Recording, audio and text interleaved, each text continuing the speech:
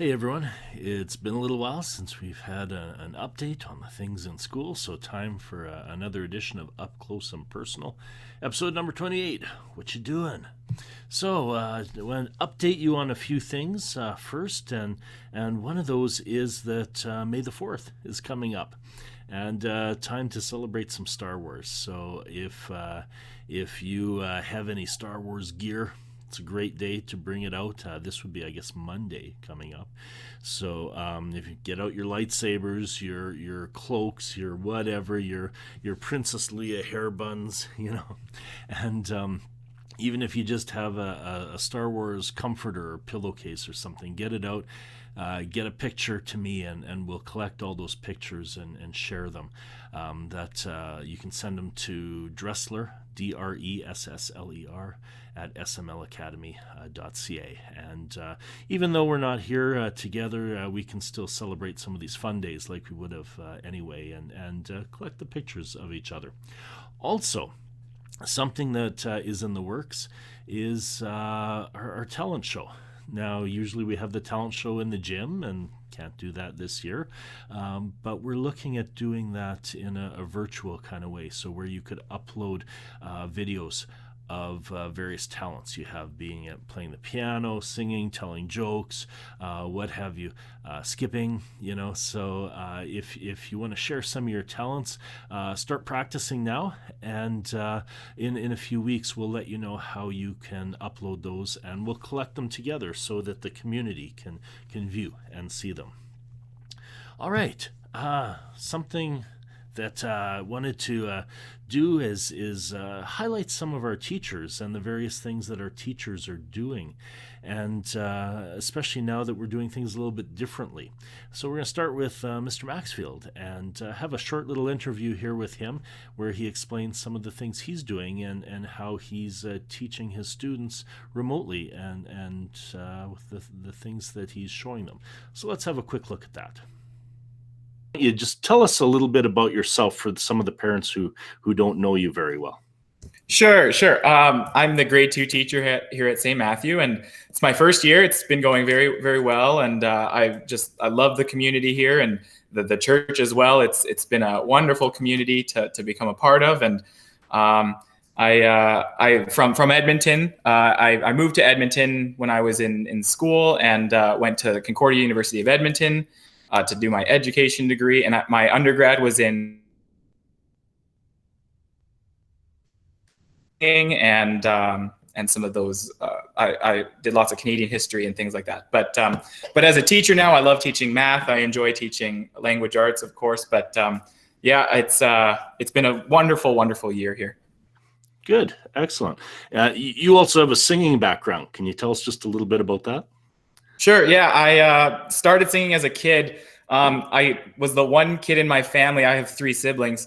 The one kid in my family who just couldn't carry a tune, so my parents threw me in choir, and I guess I never really stopped, and sang with youth choirs and stuff, and wound up doing it at university, and I sing with a professional choir in Edmonton now. So it's nice to have that as something else to look forward to, and have rehearsals during the week and stuff too. But yeah, I really enjoy that too.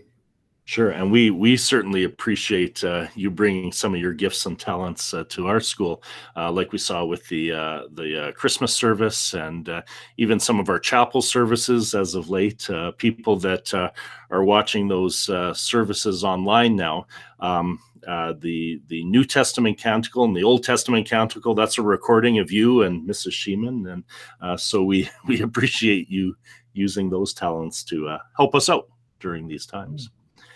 Let's talk a little bit about, now that we're doing now that we're doing remote learning. That's our main way of continuing to teach. What does that look like in your classroom with your grade 2s? How are you getting around the barrier of not having kids physically in your classroom? Well, the hardest part is definitely just missing the students. But it's been a work in progress, and it's been nice to have the staff and be able to bounce ideas off each other. But I've tried to maximize flexibility for parents some parents are working, and everybody has different schedules. So I've been creating weekly checklists that they look kind of like this. And just listing, the things I want done for the week. So I'll go language arts. I'd like you to read 3 or 4 books. I'd like you to this and this and this, and giving resources, access to resources, whether that's links or just attaching it to that. But trying to provide as much flexibility as possible by laying out all the assignments for the week. They brought some resources home. The students brought some resources home a couple weeks ago. So they have their math books at home and those things to work with. Because I don't want it to all be online either, right? It's not good to be looking at a screen all day. But it's been good to also utilize some of those online resources, such as Nearpod has been a really helpful one, where that's just a presentation tool that I can create a presentation or find one in the library that they have there. And it's basically like a PowerPoint tool that the students can go through on their own, but it has interactive features too. It has virtual field trips, and it has games and other things that I can create for them. And I've had really positive feedback on that. We've been using that all year in grade 2, but it's been especially helpful at this time. And I've been creating some teaching videos, especially with something like math, where it's been a burden on the parents to have to do some of that teaching or guiding their students through. I've tried to provide support through videos, just recording myself. It feels awkward, of course, to watch myself teaching on a video. It's totally different to not have the response of the students and to see how they're getting it, but we make it work. And so that's been going okay, I think. Raz Reading's been a really good online tool that the students can go in and find books online. They don't need to have a huge library at their home.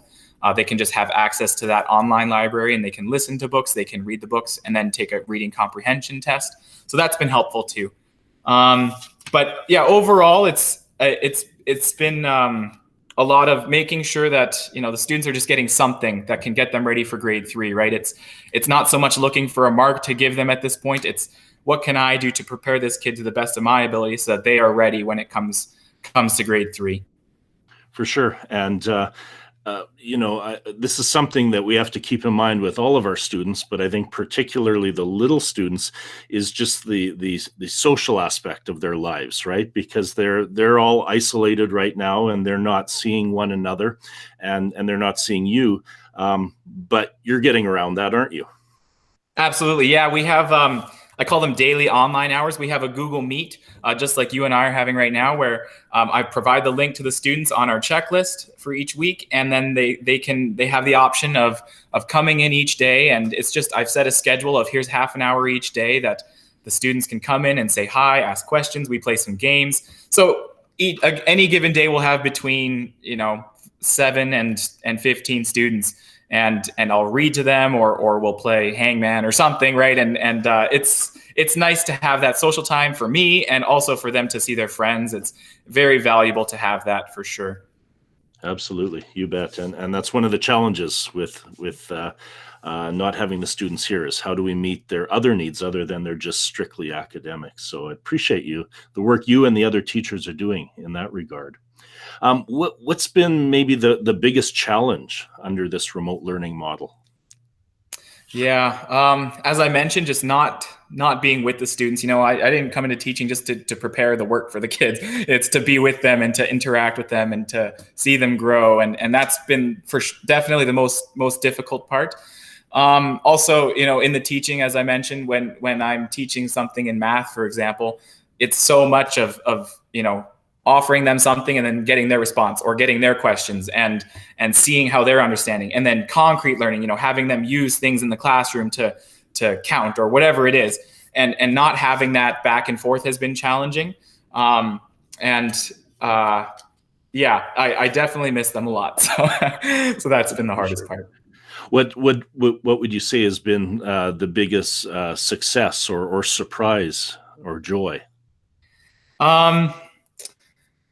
There's been some real creativity from the parents and from the students to see them learning in that way. I get some pictures from parents or videos of, this week we learned about, how to change the tire or whatever, right? And seeing the creativity there has been cool.